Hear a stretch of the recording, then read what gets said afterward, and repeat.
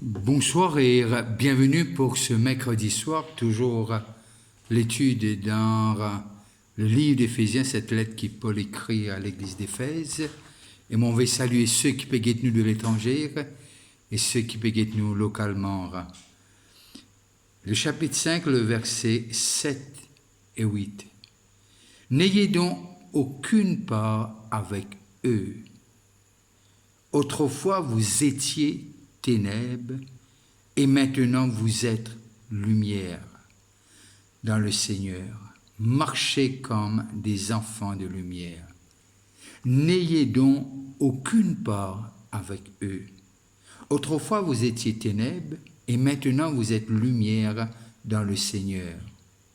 Marchez comme des enfants de lumière. Que Dieu bénisse la lecture de sa parole. Paul aborde un sujet intéressant et il fait nous comprendre ce que nous sommes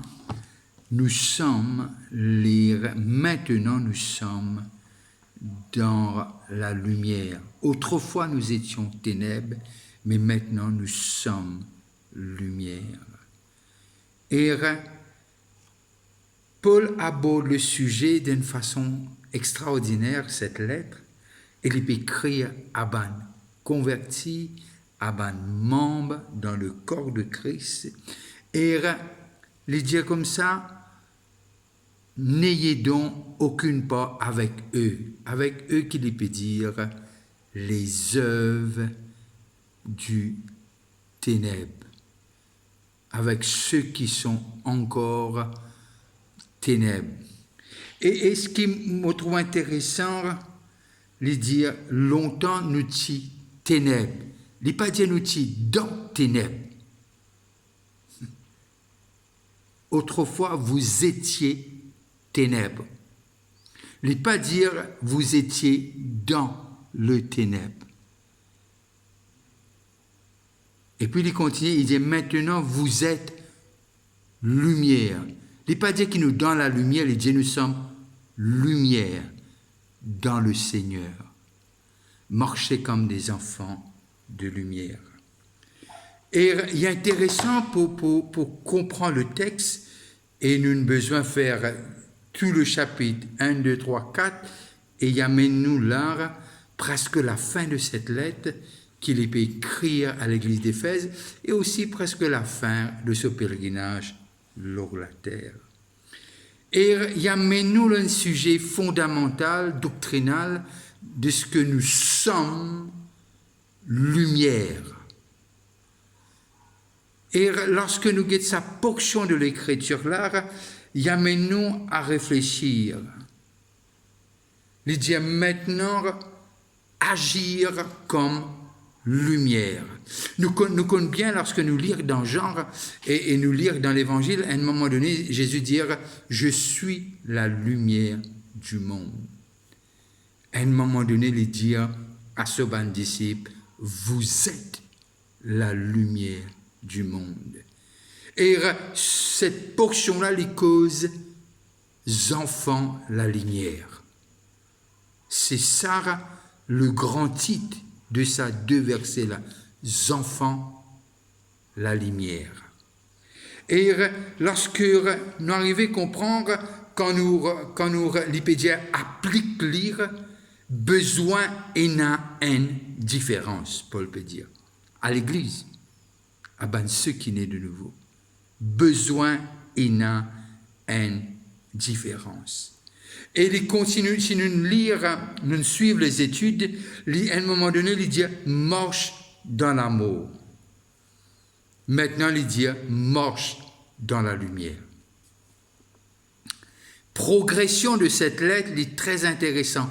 Nous ne pouvons pas comprendre un verset dans le chapitre 5 si nous ne pouvons lire tout, la lettre au complet, qui veut dire jusqu'à présent.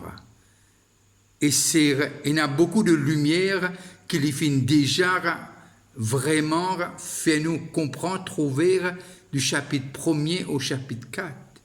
Et là, il dit marcher dans la lumière. Avant marcher dans l'amour, maintenant il dit marcher dans la lumière. Et il dit puis n'a aucune part. Il ne fallait pas nous partie prenante de ce qui est noir, de ce qui est ténèbres.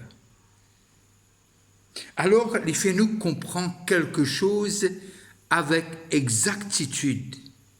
Différence entre chrétiens et non-chrétiens, c'est ténèbres et lumière. Ténèbres et lumière. Lorsque nous lisons dans 2 Corinthiens, le chapitre 4, 2 Corinthiens, le chapitre 4, il est intéressant pour trouver qui peut le dire. 2 Corinthiens, le chapitre 4, et le verset 3 à 6. 3 à 6. Et voilà qu'il est dit nous. Et voilà qu'il est dit nous. Si notre évangile est encore voilé, il est voilé pour ceux qui périssent, pour les incrédules dont le Dieu de ce siècle a aveuglé l'intelligence, afin qu'ils ne vissent pas briller les splendeurs de l'évangile de la gloire de Christ, qui est l'image de Dieu. Il dit aveugler, noirci dans leur intelligence. Et nous continuons de dire, nous ne vous prêchons pas nous-mêmes. C'est Jésus-Christ le Seigneur que nous prêchons. Et nous nous disons, vos serviteurs, à cause de Christ. Car Dieu qui a dit, la lumière brillera du sein des ténèbres, a fait. Car Dieu qui a dit, la lumière brillera du sein des ténèbres, a fait briller la lumière dans vos cœurs, pour faire resplendir la connaissance de la gloire de Dieu sur la face de Christ. Alors, lorsque nous aussi lisons dans l'épître de Jean, premier épître de Jean, le chapitre 1er et le verset 5. Et le verset 5. Et voilà qu'il est dit nous. La nouvelle que nous avons apprise de lui et que nous vous annonçons, ce que Dieu est lumière et il n'y a point en lui de ténèbres. Et si nous retournons un peu dans le texte d'Éphésiens, nous arrivons à comprendre qu'à un moment donné, nous étions en dehors, maintenant nous en dedans, qui veut dire nous formons partie du corps de Christ. Et ces deux versets de dire nous ti ténèbres, c'est pas que nous ti dans ténèbres, nous ti ténèbres, parce que nous étions captifs dans ce prison de péché. Le péché était non pas en dehors, mais à l'intérieur. Nous ti ténèbres de l'intérieur à cause du péché. Parce que nous ne faisons, mais nous on est nés pécheurs par rapport à la semence d'Adam qui a chuté. Et on est venu maintenant lumière à cause du deuxième Adam qui a été tenté mais succombé à la tentation quand il dit le diable il n'a rien à faire en moi. Il n'a rien en commun avec moi. Et Paul, faire l'église d'Éphèse, comprend quelque chose, c'est pas. Et Pierre servit de terme, il dit nous un sacerdoce royal. Nous un peuple mis à part. Et nous sommes de cette génération de sacrificateurs. Et là, l'arrivée comprendre ce que il explique encore un chrétien, c'est quelqu'un qui est une nouvelle créature. Nouvelle créature, très souvent de fois, dans des campagnes d'évangélisation, nous disons, amen, la vérité devant les gens. Oui, c'est ça qu'il a besoin. Mais Paul dit comme ça, l'évangile, c'est une démonstration. La lumière, c'est toujours une démonstration. C'est pas juste, si à un moment donné, nous tu entends ça, autour les genres de ce mouvement pentecôtiste, nous entendons beaucoup de choses. C'est pas pour critiquer, c'est l'histoire. Et là, il même dire, colban versé partout, dans tout coin à rire, et les gens, pour lire ça, pour être sauvés. Oui, nous connaissons que la parole est esprit et vie, mais nous arrivons à comprendre aussi, c'est une démonstration. La lumière a cette puissance. Je me rappelle après l'opération au genou, et le médecin dit moi quelque chose d'intéressant. Il dit moi quand on la case, des temps et lieux, parce que tu as une grande cicatrice, le mot pied. Il dit moi de temps en temps, mets-les sous le soleil. Laisse-les exposer au soleil. Je dis ok. Mais on écoute-les parce que c'est un médecin. Et m'arriver à comprendre qu'avec la lumière, le soleil, effectivement, ce plaire finit restauré. Je ne vais pas dire tout le monde plaît ou bien mettre la lumière, pas ça qui m'a peut dire quoi. Mais l'effet de la lumière, non seulement les guérit, non seulement les restaurer, mais là, Jean dit à nous, Dieu est lumière. Là, l'hypothèse cause de ce qui Dieu était, un attribut de Dieu. Il est saint. Il est lumière. Et ce qui est intéressant, il n'est pas dire qu'il met nous dans la lumière. Il dit qu'il fait nous vivre lumière. Jésus dit, comme on fait Jésus tout à l'heure là, Jésus dit, je suis la lumière du monde. Vous êtes la lumière du monde. Et puis il dit, vous êtes le sel de la terre. Et nous avons besoin de comprendre qu'un chrétien, cette nouvelle naissance, c'est beaucoup plus qu'un transfert. Nos identités, qui, lorsque Dieu créa l'homme, il souffla en l'homme. Et l'homme vit une créature vivante. Et là, nous arrivons à comprendre de ce que, quand l'Esprit de Dieu, c'est pour cela l'évangélisation est extrêmement importante. Mais l'évangélisation doit être faite en collaboration avec l'Esprit de Dieu. C'est lui seul qui est capable de convaincre les cœurs et amène cette lumière et cette nouvelle naissance. Cette nouvelle naissance veut dire nous sommes, fais-nous vivre lumière en Jésus-Christ. Alors, lorsque nous guettons ce texte, nous arrivons à comprendre un chrétien, c'est quelqu'un qui finit de recréer. Nicodème, tu as besoin de naître de nouveau. Naît et devient lumière. Avant, ténèbres, maintenant, lumière.